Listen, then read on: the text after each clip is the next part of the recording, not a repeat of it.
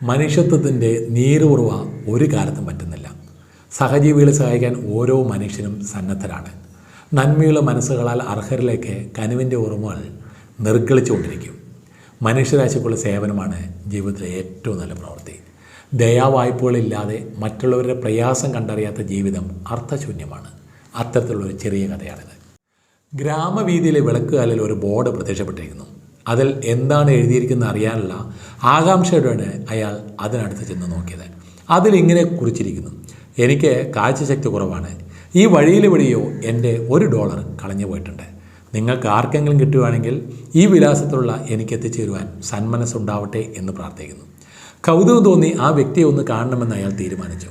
ബോർഡിൽ കണ്ട വിലാസം ലക്ഷ്യമാക്കി നടന്നു. നിലം പൊത്താറായ ഒരു പുൽക്കുടലിൻ്റെ മുന്നിലാണ് ആ വിലാസം എത്തിച്ചത്.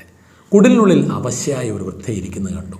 പുറത്ത് ആരോ വന്ന കാലൊച്ച കേട്ടിട്ടായിരിക്കാം പതുക്കെ തലയുയർത്തി ആരാ എന്ന് ചോദിച്ചു. അമ്മുമ്മേ, ഞാനാണ്. ഈ വഴി നടന്നു പോയപ്പോൾ $1 കളഞ്ഞു കിട്ടി. അപ്പോഴാണ് നിങ്ങൾ ആ വിളക്കുകാലിൽ തൂക്കിയ ബോർഡ് കണ്ടത്. തീർച്ചയായും ഇത് അമ്മുമ്മയുടെ കളഞ്ഞുപോയ ആ $1 തന്നെയാണ്. അതിവിടെ തന്നിട്ട് പോകാമെന്ന് കരുതി.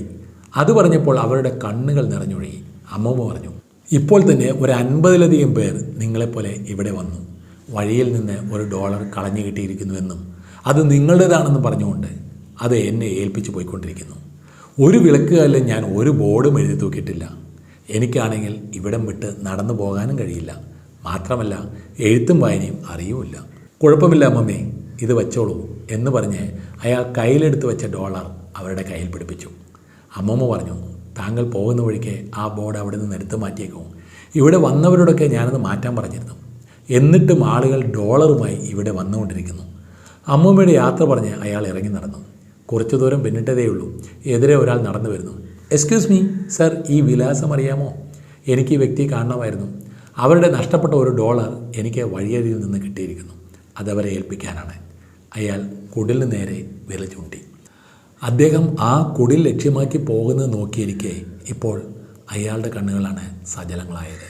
അയാൾ നടന്നു നീങ്ങവേ ആ വിളക്കുകളിൽ കരുണയുടെ ആ ബോർഡ് കാറ്റത്തെ ഇളയിക്കൊണ്ടിരിക്കുന്നുണ്ടായിരുന്നു. അയാൾ അല്പനേരം അതിലേക്ക് നോക്കി നിന്നു. അപ്പോഴതാ മറ്റൊരാൾ ആ കുറിപ്പ് വായിക്കാനായി നടന്നെടുക്കുന്നു. കൊട്ടും കുരവിയും ക്യാമറ കണ്ണുകളുമായി മനുഷ്യരെ സഹായിക്കാൻ ഇറങ്ങിത്തിരിക്കുന്നവരാണ് ഇന്നത്തെ ട്രെൻഡ്. വ്യത്യസ്തമായ എത്രയോ മാർഗങ്ങളിലൂടെ ആവശ്യക്കാരെ സഹായിക്കാനാകും. അത് സ്വീകർത്താവിൻ്റെ അന്തസ്സും അഭിമാനവും സംരക്ഷിക്കുന്നതാണ്. അതാണ് ഉദാത്തമായ ദയാവായ്പകൾ. മറ്റുള്ളവയൊന്നും സമൂഹത്തിൽ സ്നേഹവും സൗഹൃദങ്ങളും ഊട്ടിയുറപ്പിക്കില്ല. ഈ കഥയുടെ സന്ദേശം ഇഷ്ടപ്പെട്ടു കാണുമെന്ന വിശ്വാസത്താൽ ഈ വീഡിയോ ഇവിടെ അവസാനിപ്പിക്കുന്നു. വീണ്ടും അടുത്തൊരു വീഡിയോയുമായി വരുന്നവരെ this is Sudheer Menon signing off.